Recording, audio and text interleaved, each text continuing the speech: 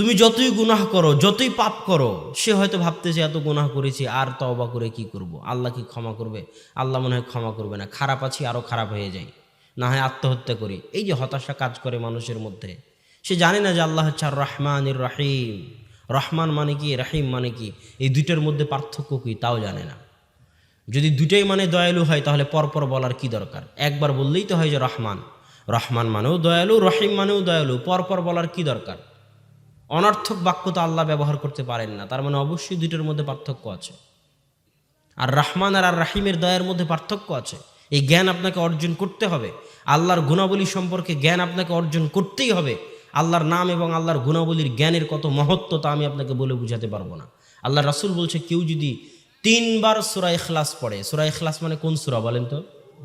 কুল হুয়াল্লাহু আহাদ। কেউ যদি 3বার সূরা ইখলাস পড়ে, তাহলে সে যেন একবার পুরো কোরআন শেষ করলো। এবার আপনাকে কাজ দিলাম, আপনি বাড়িতে গিয়ে সূরা ইখলাস খুলে দেখেন তোর মধ্যে কি আছে। না নামাজের কথা আছে, না রোজার কথা আছে, নামাজ মানে সালাত, রোজা মানে সিয়াম, না সিয়ামের কথা আছে, না সালাতের কথা আছে, না হজের কথা আছে, না ইবাদত বন্দিগি, জান্নাত জাহান্নাম, পরকাল, মৃত্যু, কবর, কোনো কিছুরই কথা নেই। কি আছে? শুরু থেকে শেষ পর্যন্ত শুধু আল্লাহর নাম আর গুণাবলী আছে। এটাই হচ্ছে আল্লাহর নাম আর গুণাবলীর মহত্ব, এই জন্য এত ফজিলত। কেউ যদি সূরা ইখলাস একবার বুঝে যায়, কেউ যদি সূরা ইখলাস একবার বুঝে যায়, তাহলে পৃথিবীর কোনো শক্তি, কে ইলাহ কে রব, এটা চিনতে তাকে পথভ্রষ্ট করতে পারবে না। এটা হলো সূরা ইখলাসের গুণ। আল্লাহ রাসূল সাল্লাল্লাহু আলাইহি ওয়াসাল্লাম বলতেছে, কেউ যদি 5 ওয়াক্ত সালাতের পরে আয়াতুল কুরসি পড়ে, তাহলে দাখালাল জান্নাহ লা ইয়ামনাহু মিন দুখুলিল জান্নাহ ইল্লাল মাউত। জান্নাতে চলেই গেছে, যায়নি কেন? মরেনি তাই। জান্নাত আর তার মাঝে পার্থক্য এতটুকু হচ্ছে তার মৃত্যু। আয়াতুল কুরসির মধ্যে কি আছে? সালাত, সিয়াম, হজ, যাকাত, ইবাদত বন্দেগী, জান্নাত জাহান্নাম কিছুই নেই। শুরু থেকে শেষ পর্যন্ত আল্লাহর নাম এবং আল্লাহর গুণাবলী আছে। এটা হচ্ছে আল্লাহর নাম এবং আল্লাহর গুণাবলীর মহত্ব। অতএব আপনাকে এই সম্পর্কে জ্ঞান অর্জন করতেই হবে যে আল্লাহ কে, আল্লাহর পরিচয় কি, আল্লাহ আপনার সাথে কেমন ব্যবহার করেন, আর আপনি আল্লাহর সাথে কেমন ব্যবহার করতেছেন, আল্লাহর কত নিয়ামত ভোগ করেন, আল্লাহ আপনার কাছে কি কি হক পায়, আর আপনি আল্লাহর কাছে কি কি হক পান, এটা সম্পর্কে আপনার জ্ঞান অর্জন করতে হবে। এটাই হচ্ছে তাওহীদের জ্ঞান। এটাই আপনাকে মুক্তি দিবে, সবচেয়ে বড় মুক্তি, সবচেয়ে বড় সফলতা। তাওহীদের জ্ঞানের চাইতে বড় সফলতা পৃথিবীতে আর কিছু হতে পারে না। আর তাওহীদের সবচেয়ে গুরুত্ব কি? তাওহীদকে ইহুদি খ্রিস্টানরা খুব ভয় পায়। এটা কি জানেন? এক ইব্রাহিম ছিল না, 100 জন ছিল না, 1000 জন ছিল। ইব্রাহিম একজনই ছিল, তাও সকল কাফের মুশরিক তাকে মিলে কোথায় নিক্ষেপ করতে চেয়েছে? আগুনে। একজন তাওহীদপন্থী মুমিনের পাওয়ার দেখেন, একজন তাওহীদপন্থী মুমিনের পাওয়ার। কেন? ইহুদি খ্রিস্টান জানে আজকে যে তাবিজ ব্যবহার করতেছে জিনের ভয়ে, আর মানুষের বদনজরের ভয়ে কপালে টিপ ব্যবহার করতেছে, আর যে শাহজালালের মাজারে গিয়ে সিজদা দিচ্ছে, লালন শাহের মাজারে গিয়ে যারা টিপ ব্যবহার করতেছে, তাবিজ ঝুলাচ্ছে আর মাজারে সিজদা করতেছে, এরা একদিন আমেরিকার সামনেও সিজদা করবে, এরা একদিন দাজ্জালের সামনেও সিজদা করবে। এই জন্য এদের কিনা দাজ্জালেরও কোনো চিন্তা নেই, আমেরিকা ইসরায়েলেরও কোনো চিন্তা নেই। কথা মনে হয় বুঝাতে পারিনি। কিন্তু একজন যদি তাওহীদপন্থী মুমিন থাকে, তো একজন তাওহীদপন্থী মুমিন পারমাণবিক বোমের চাইতে ভয়ঙ্কর। ওকে পারমাণবিক বম মেরে ছিন্ন ভিন্ন করে দিল, ওর কপাল নত হবে না আল্লাহ ছাড়া অন্য কারো সামনে। অতএব পারমাণবিক বমও তার কাছে পরাজিত, তার আদর্শের কাছে। এটাই হলো তাওহীদপন্থী মুমিনের গুরুত্ব। এই জন্য তাওহীদপন্থী মুমিনের যত পাপী থাক না কেন, যদি তাওহীদ ক্লিয়ার থাকে, আল্লাহ সুবহানাহু ওয়া তাআলা কিয়ামতের মাঠে তাকে মাফ করে দিতে পারেন। অতএব আমাদেরকে আগে তাওহীদের জ্ঞান অর্জন করতে হবে, এবং যে কোনো মূল্যে, অন্য কিছু পারি আর না পারি, যে কোনো মূল্যে শিরকের বেড়াজাল ছিন্ন ভিন্ন করতে হবে। যে কোনো মূল্যে শিরককে পরিবার থেকে, সমাজ থেকে, বাড়ি থেকে বিতাড়িত করতে হবে। শিরকের কোনো জায়গা যেন বাড়িতে না হয়। শিরকের জায়গা বাড়িতে দেওয়া মানে আল্লাহর শত্রুকে বাড়িতে জায়গা দেওয়া। শিরককে বাড়িতে জায়গা দেওয়া মানে আল্লাহর সাথে শত্রুতা, যুদ্ধ ঘোষণা করা। যে আল্লাহর শত্রু, যে আল্লাহর অপমানকারী, ওই শিরককে পা দিয়ে পিষে বাড়ি, সমাজ, ব্যক্তি, দেশ থেকে বিতাড়িত করতে হবে। আল্লাহর রহমত তখন ওই বাড়িতেও হবে, আল্লাহর রহমত ওই পরিবারেও হবে, আল্লাহর রহমত ওই দেশে হবে, ওই সমাজে হবে। আপনি আপনার বাপকে সম্মান করতে চান, কবরে গিয়ে দোয়া করুন। আপনার বাপকে সম্মান করতে হবে ছবি টাঙিয়ে, কে বলেছে? শিরক। এর মাধ্যমে আপনি আল্লাহর অপমান করেছেন, বাপের অপমান করেছেন, ইসলামের অপমান করেছেন। এই শিরককে যে কোনো মূল্যে বাড়ি থেকে বের করতে হবে। অতএব সম্মানিত উপস্থিতি, আপনার বাড়িতে যত কুসংস্কার আছে, যত কুসংস্কার আছে সব শিরক।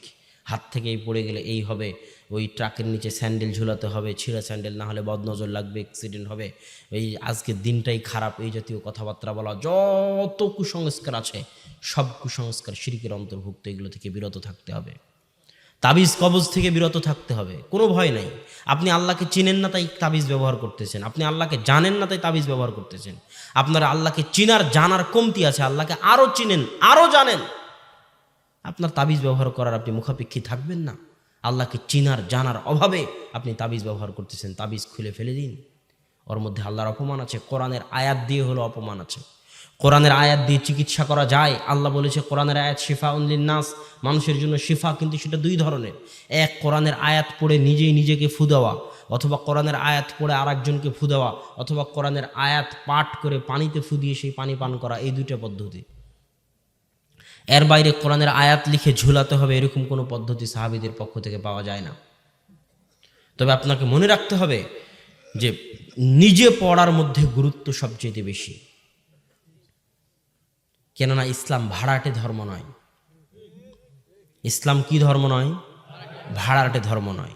যত বেদাত আর যত শিরক সমাজে স্থান করেছে, জায়গা করেছে, সব শিরক আর বেদাতের একটা জায়গা আছে। ওই জায়গাতে সব শিরক বেদাত লুকিয়ে আছে। ওই জায়গাটা কি?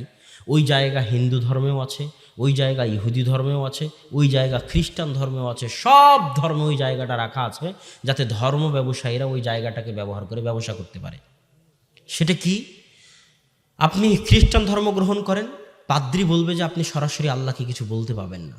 ব্যাপটিজম পবিত্র হতে হলে পাদ্রীর মাধ্যমে পবিত্র হতে হবে, সরাসরি আল্লাহর কাছ থেকে আপনি পবিত্র হতে পারবেন না। আল্লাহ অনেক মহান, আপনি এত পাপিষ্ঠ, আপনি আল্লাহর কাছে সরাসরি কথা বলতে পারেন না। এটা লিঙ্ক লাগবে। প্রধানমন্ত্রীর সাথে ডাইরেক্ট কথা বলা যায় নাকি? ডাইরেক্ট কথা বলা যায় না, মাধ্যম লাগে, ভায়া লাগে, ওয়াস্তা লাগে, সিস্টেম লাগে। অতএব আল্লাহ অনেক বড় সৃষ্টিকর্তা, আপনি তার সাথে সরাসরি কথা বলতে পারবেন না, আপনি অনেক পাপী। খবরদার নয় খ্রিস্টান ধর্ম। কেন? ওটি দিয়ে তখন ব্যবসা চলবে। এই জায়গাটা দিয়ে কি চলবে? ব্যবসা চলবে। হিন্দু ধর্মে যান, একই অবস্থা। কেননা ওই জায়গাটা বন্ধ হয়ে গেলে হিন্দুর যত পুরোহিত আছে সবার ব্যবসা বন্ধ হয়ে যাবে। তো ইসলাম ধর্ম একদল পীরের, একদল শাইখের, একদল হুজুরের আবির্ভাব হয়েছে, যারা ইসলাম ধর্মে এই জায়গাটা তৈরি করে নিয়েছে যে তুমি যদি পীর না ধরো তাহলে তুমি আল্লাহর কাছে ক্ষমা পাবা না। ও বাবারা, তোমরা দাদা যান আর বড় আব্বা আর হুজুরের তোমরা পাগড়ি ধরো, তাহলে কিয়ামতের মাঠে আমি জাহাজ নিয়ে তোমাদের পার করে দেব। আল্লাহ আকবার, আস্তাগফিরুল্লাহ আল আযীম। এই কথা বললে একটা কথা মনে পড়ে যে রাসূল সাল্লাল্লাহু আলাইহি ওয়াসাল্লাম বলতেছেন কিয়ামতের মাঠে ওটাকে বলা হয় শাফাআতে কুবরা। শাফাআত দুই প্রকার। কয় প্রকার? শাফাআত কয় প্রকার? একটা হচ্ছে বড় শাফাত, একটা ছোট শাফাত। বড় শাফাত কি? বড় শাফাতকে আল্লাহ বলেছে মাকামাম মাহমুদ। আপনি যে 5 ওয়াক্ত আজানের পরে যে দোয়াটা পড়ে তার মধ্যে মাকামা মাহমুদ আছে না? যে আল্লাহ তুমি মুহাম্মদ সাল্লাল্লাহু আলাইহি ওয়াসাল্লামকে একটা শ্রেষ্ঠ জায়গা দাও, মাকামা মাহমুদ দাও। ওই মাকামা মাহমুদটাই হচ্ছে শাফাআতে কুবরা। সেটা কি? আল্লাহ কিয়ামতের মাঠে বিচারই শুরু করবেন না। এটা একটা আজীব অবস্থা, বিচারই শুরু হবে না। মানুষ হতবিহ্বল, মাথার উপর সূর্যের তাপ, দিক বিদিক ছুটোছুটি করতে থাকবে, অস্থির অবস্থা বিরাজ করবে। তখন অস্থির হয়ে মুমিনরা বলবে জান্নাতে যাই, জাহান্নামে যাই, আগে ফায়সালাটা হোক। এইরকম একটা অস্থিরতার মধ্যে পড়ে যাবে। তখন মুমিনেরা একত্রিত হয়ে আদমের নিকটে গিয়ে বলবে ইন্নাল্লাহ খালাকাকা বিয়াদিহি, আল্লাহ আপনাকে নিজে হাতে সৃষ্টি করেছে, আপনি একটু আল্লাহকে বলেন না আল্লাহ যেন বিচার শুরু করে।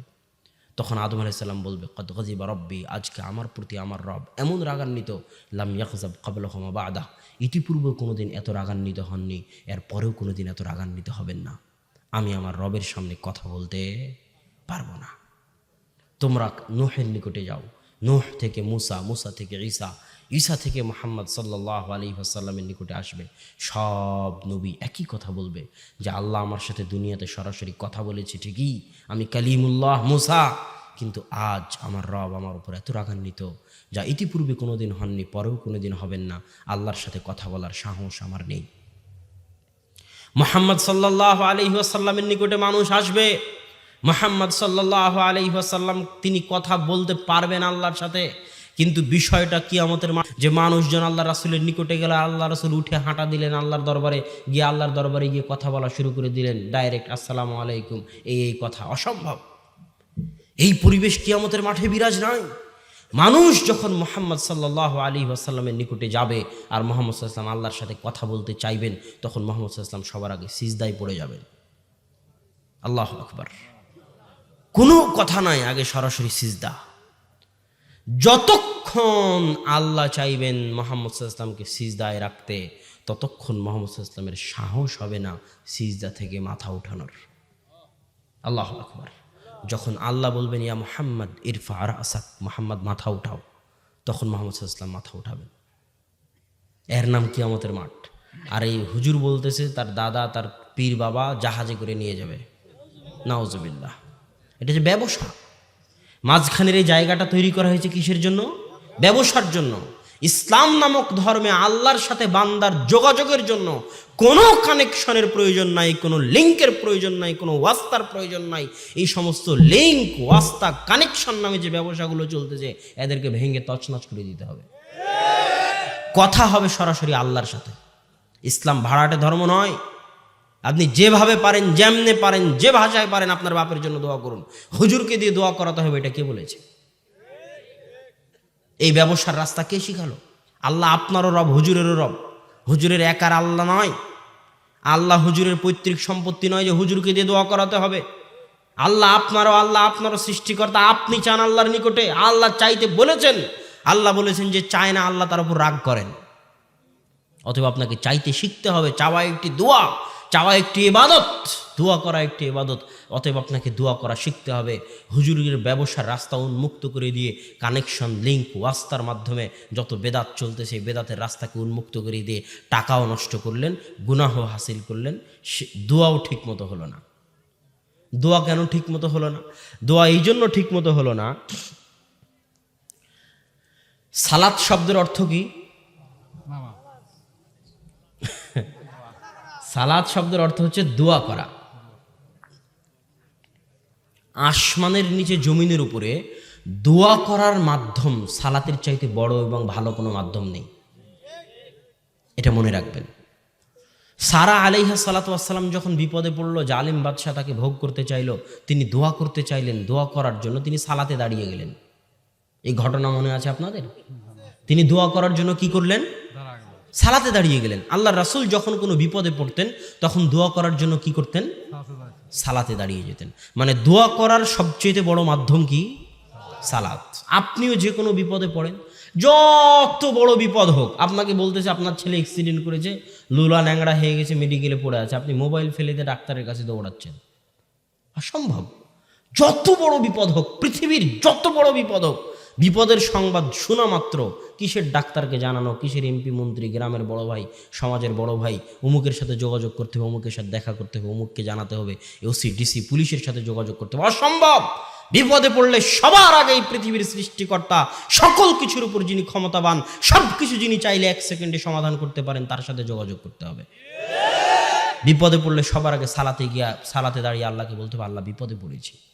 আল্লাহর কাছ থেকে বলার পরে এবার তুমি যাও, ডাক্তারের কাছে যাও, নাই পুলিশের কাছে যাও, নাই মানুষের কাছে যাও, সেটা তোমার ব্যাপার। কিন্তু আগে কাকে বলতে হবে? আগে আল্লাহকে বলতে হবে। তাহলে পৃথিবীতে দোয়া করার সবচেয়ে বড় মাধ্যম কি? সালাত আদায় করা। সালাতের শুরু থেকে নিয়ে সালাম ফিরানো পর্যন্ত সবই দোয়া। সবই কি?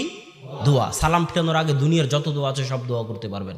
কোরআনের হোক, হাদিসের হোক, যত দোয়া আপনার মুখস্থ আছে সব দোয়া করতে পারবেন। সালাম ফিরানো হয়ে গেল মানে দোয়া শেষ হয়ে গেল। সালাম ফিরানো হয়ে গেল মানে কি শেষ হয়ে গেল? এটা ভালো করে বুঝে যান। যে হুজুর বলবে, যে আপনি বলবেন হুজুর সাহেব দোয়া করালো না, আরে পাগল, দোয়া তো শেষই হয়ে গেল। কথা মনে হয় বুঝাতে পারিনি আমি। সালাত শব্দের অর্থ হচ্ছে দোয়া। সালাত মানেই দোয়া। সালাতে যা কিছু আছে সবই দোয়া। সালাতের প্রত্যেক পদে পদে দোয়া আছে। সালাম ফেরানোর আগ পর্যন্ত সবই দোয়া। সালাম যখন ফিরিয়ে দিলাম মানে দোয়া শেষ হয়ে গেল। তুমি যদি বলো হুজুর দোয়া করাল না, তাহলে তুমি জাহেল, তোমাকে আরো 10 বছর পড়তে হবে যে দোয়া কাকে বলে আর সালাত কাকে বলে। তুমি বুখারী খোলো, তিরমিজি খোলো, আবু দাউদ খোলো, নাসাই খোলো, মুয়াত্তা মালিক খোলো, যে সালামের পরে কি করতে হয়, সালামের পরে কি করতে হয়, যত অধ্যায় আছে সালামের পরে কি করতে হয়, সব অধ্যায় জিকির, আজকার, তাসবিহ, তাহলিলে ভর্তি। আল্লাহু আকবার পড়তে হয়, সুবহানাল্লাহ পড়তে হয়, আলহামদুলিল্লাহ পড়তে হয়, লা ইলাহা ইল্লাল্লাহ পড়তে হয়, নাস ফালাক ইখলাস পড়তে হয়, আয়াতুল কুরসি পড়তে হয়, জিকির আজকারে ভর্তি। মানে সালাম ফিরানোর পরে কি? সালাম ফিরানোর পরে কি? আর সালাম ফিরানোর আগে কি? দোয়া। এবার যখন হুজুর সাহেবের ব্যবসা চালানোর জন্য দোয়া ঢুকে গেল সালাম ফিরানোর পরে, তখন দুটো জিনিস হারিয়ে গেল। এক, মানুষ এটা ভুলে গেল যে দোয়া করার মাধ্যম হচ্ছে সালাত। মানুষ এটা ভুলেই গেল যে দোয়া সালাতে করতে হয়, এই সুন্নাতটা উঠে গেল। আর সালাম ফেরানোর পরে যে তাসবিহ তাহলিল করতে হয়, ওই সুন্নাতটা উঠে গেল। একটা বিদাত কত ক্ষতি করলো দেখেন। এই একসাথে হাত তুলে দোয়া করার এই এক নিকৃষ্ট বেদাতের জন্য সমাজ থেকে জিকির আজকার তাসবিহ তাহলিল উঠে গেল, আর সমাজ থেকে সালাত যে দোয়া করার মাধ্যম, এটা উঠে গেল। আরে সালাতুল জানাজা মানে কি? জানাজার সালাতে হুজুর দোয়া করালো না, কবরের পাশে দাঁড়িয়ে হুজুর অনেক বড় বেয়াদব, হুজুর আমার বাপকে ভালোবাসে না, দোয়া করালো না। আরে সালাতুল জানাজা মানে কি? সালাতুল জানাজা মানে হচ্ছে মৃত ব্যক্তির জন্য দোয়া করার সালাত। ওই সালাতের শুরু থেকে শেষ পর্যন্ত সবই দোয়া। তোমার হুজুর, সারা পৃথিবীর সব হুজুর 1000 বছর চেষ্টা করলে অত সুন্দর দোয়া বানাতে পারবে না যত সুন্দর দোয়া জানাজার সালাতে আল্লাহ রাসূল শিখিয়ে দিয়ে গেছে। তুমি জানাজার সালাত শেষ হয়ে গেল মানে দোয়া শেষ হয়ে গেল। জানাজার সালাত শেষ হয়ে গেল মানে কি শেষ হয়ে গেল? দোয়া শেষ হয়ে গেল। এখন তোমার জানাজার সালাতের দোয়া মুখস্থ নাই, দোয়ার অর্থ জানো না, তাই তুমি বলতেছো দোয়া করালো না হুজুর। তুমি 10 বছর পড়ে জানাজার সালাতের দোয়া মুখস্থ করো, জানাজার সালাতের দোয়ার অর্থ শিখো, তারপরে এসে বলো বেটা যে হুজুর দোয়া করালো না। তুমি মিথ্যা অপবাদ দেওয়ার জায়গা পাও না। দোয়া তো আল্লাহ রাসূল শিখিয়ে গেছে, আমি কি দোয়া করাবো? সম্মানিত উপস্থিতি, এই সমস্ত বেদাতকে সমাজ থেকে লাথিয়ে ঝেঁটিয়ে বিদায় করতে হবে। এদের কোনো এই সমস্ত বেদাতের জায়গা সমাজকে দেওয়া যাবে না। তাওহীদ এবং শিরক যেমন বুঝালাম, তেমন আপনাকে বুঝতে হবে বেদাত কাকে বলে। এটাও আপনাকে বুঝতে হবে যে বেদাত কাকে বলে। বেদাত বলা হয়, যেমন তাওহীদ আর শিরক স্পষ্ট করে দিয়েছি, যে আল্লাহকে রব হিসেবে মানলেই যথেষ্ট নয়। আল্লাহকে রব হিসেবে সব হুজুরই মানে, সব মুসলমানই মানে। আল্লাহকে কি হিসেবে মানতে হবে? ইলাহ হিসেবে মানতে হবে। তাহলে সব ব্যবসা বন্ধ হয়ে যাবে, তাহলে জান্নাতে যাওয়ার রাস্তা খোলা থাকবে। আল্লাহকে ইলাহ হিসেবে মানতে হবে, এটা গেল তাওহীদ। আর আল্লাহকে ইলাহ হিসেবে যতটুকু মানবেন না, ইলাহের হক যতটুকু অন্যকে দিবেন, আপনি ততখানি মুশরিক। আর মুশরিক যখন হয়ে গেছেন, তখন আপনার জান্নাতে যাওয়ার রাস্তা বন্ধ হয়ে গেছে। এবার বেদাত কাকে বলে? আপনি যে ওই যে কালেমায়ে শাহাদা পড়েছেন, আশহাদু আল্লা ইলাহা ইল্লাল্লাহ ওয়া আশহাদু আন্না মুহাম্মাদান আবদুহু ওয়া রাসূলুহু, আমি সাক্ষ্য দিচ্ছি আল্লাহ ব্যতীত কোনো মাবুদ নেই, সত্যিকার মাবুদ নেই, আর আমি সাক্ষ্য দিচ্ছি মুহাম্মদ আল্লাহর বান্দা ও তার রাসূল। এটা কালেমায়ে শাহাদা। আপনি যখন শিরক করবেন, তখন কালেমার প্রথম অংশ কেটে যাবে। কালেমার প্রথম অংশে ছিল আমি সাক্ষ্য দিচ্ছি আল্লাহ ব্যতীত কোনো মাবুদ নেই। শিরক করা মাত্র কালেমার এই অংশ বাদ হয়ে যাবে। আর যখন বেদাত করবেন, তখন কালেমার পরের অংশ বাদ হয়ে যাবে, যে আমি সাক্ষ্য দিচ্ছি মুহাম্মদ আল্লাহ রাসূল। কথা মনে হয় বুঝাতে পারিনি? আর একটু বুঝাই আপনাকে, কেন বাদ হয়ে যাবে, কেন বাদ হবে। রাসূল কাকে বলে? আপনি যেমন আল্লাহকে চিনতে পারেননি, তেমনি জানেন না যে রাসূল কাকে বলে। আপনাকে পড়তে হবে যে রাসূল কে, রাসূল কাকে বলে। আল্লাহ রাসূল যে 23 বছর রাসূল ছিলেন, তো তার কি দায়িত্ব ছিল? তার দায়িত্ব এটাই ছিল যে এমন কোনো কল্যাণের কাজ নেই, এমন কোনো নেকির কাজ নেই দুনিয়ার মাটিতে যা তিনি বলে যাবেন না। আর এমন কোনো খারাপ কাজ নেই, গুনাহের কাজ নেই, অন্যায় কাজ নেই যা থেকে তিনি নিষেধ করে যাবেন না। কোনো কাজ করলে নেকি হবে, আর আল্লাহ নবীকে বলতে বলেছে অথচ নবী বলেনি, তাহলে নবী খেয়ানতকারী। নাউজুবিল্লাহ। কথা মনে হয় বুঝাতে পারিনি। এটা হলো রাসূলের দায়িত্ব। এটা কার দায়িত্ব? রাসূলের দায়িত্ব। এখন আপনি যদি বলেন ঈদে মিলাদুন্নবী আদায় করতে হবে, ঈদে মিলাদুন্নবী আদায় করা ভালো, আদায় করলে এই নেকি, শবে বরাত করতে হবে, করা ভালো করলে এই নেকি, তাহলে আপনাকে দেখাতে হবে আল্লাহর রাসূল করতে বলেছেন কিনা, করেছেন কিনা। যদি দেখাতে না পারেন, তাহলে একটা নেকির কাজ সেটা আল্লাহ রাসূল বলে যাননি, অথচ ওর মধ্যে নেকি আছে, তাহলে আল্লাহ রাসূল তো আমানতের খেয়ানত করেছে। নাউজুবিল্লাহ। তাহলে তুমি নবী হও বেটা, তুমি রাসূল হও। কথা মনে হয় বুঝাতে পারিনি। অতএব যখনই বেদাত করবেন, তখনই আল্লাহ রাসূলকে রাসূল হিসেবে মানা থেকে আপনি বাদ দিয়ে দিলেন। বেদাত করা মাত্রই আল্লাহ রাসূলের রিসালাত আপনি কাটিয়ে দিয়েছেন। এই জন্য শিরক করলে আগের সব নেকি নষ্ট হয়ে যাবে, আর বেদাত করলে যতদিন ক্ষমা না চাইবেন, তওবা না করবেন, ততদিন কোনো ইবাদত কবুল হবে না। শিরক বেদাত কাকে বলে, এটা আরেকটু ভালোভাবে বুঝে যাওয়ার জন্য দাঁড়িয়ে থাকেন, বসে থাকেন, একটা জিনিস মনে রাখবেন। বক্তব্যের সব অংশ ভুলে গেলেও এই অংশ যদি মনে থাকে, তাহলে মরা পর্যন্ত আপনি বুঝতে পারবেন আব্দুল্লাহ ভাই দিন শিখিয়ে দিয়েছিল যে এটা বেদাত, এটা সুন্নাত, এটা হালাল, এটা হারাম। ঠিক আছে, তাহলে আমি বুঝতে পারতেছি। এই শিখিয়ে দেওয়া কথাটুকু, মূলনীতিটুকু যদি আজ মনে রাখতে পারেন, তো আপনার সামনে স্পষ্ট হয়ে যাবে কোনটা কি। সেটা কি? ইসলাম দুই ভাগে বিভক্ত করেছে মানুষের জীবনকে। মানুষের জীবনকে কয় ভাগে ভাগ করেছে ইসলাম? এক, মানুষের ইবাদতগত জীবন, আধ্যাত্মিক জীবন, সালাত, সিয়াম, হজ, জাকাত, জিকির, আজকার, তাসবিহ, তাহলিল, দান, সাদাকা, এগুলো হচ্ছে ইবাদত। এগুলো কি? ইবাদত। আর একটা হচ্ছে মানুষের বৈষয়িক দুনিয়াবি জীবন। যখন আপনি মসজিদে আছেন তখন ইবাদত করতেছেন, সিয়ামরত অবস্থায় আছেন তখন ইবাদত করতেছেন, হজ করতে গেছেন ইবাদত করতেছেন, জিকির আজকার করছেন, তাসবিহ তাহলিল করছেন, ইবাদত করতেছেন। এই যে ইবাদত থেকে যে বের হলেন, বের হওয়ার পর যে কাজগুলো করতেছেন ওগুলো হচ্ছে দুনিয়াবি কাজ। ওই যে কৃষি কাজ করতেছেন মাঠে, এটা কি কাজ? খাচ্ছেন, এটা কি কাজ? দুনিয়াবি কাজ। ব্যবসা করতেছেন, এটা কি কাজ? দুনিয়াবি কাজ। তাহলে ইসলাম মানুষের জীবনকে কয় ভাগে ভাগ করেছে? দুই ভাগে ভাগ করেছে, একটা ইবাদত আর একটা দুনিয়াবি। আপনার ব্যবসা বাণিজ্য, খাওয়া দাওয়া, উঠা বসা, চলাফেরা, বিবাহ শাদী, সমাজ, রাষ্ট্র, অর্থনীতি, সব কিছু হচ্ছে মানুষের দুনিয়াবি কাজ। এবার এই দুটোর ক্ষেত্রে পার্থক্য কি বোঝা গেছে? সবাই বুঝতে পেরেছেন? সবাই পিছনে যারা আছেন একটু কথা বলেন। দুনিয়াবি আর মানুষের ইবাদত দুটার পার্থক্য বুঝতে পেরেছেন তো? এবার যখন বুঝতে পেরেছেন তখন এবার সামনে আগান।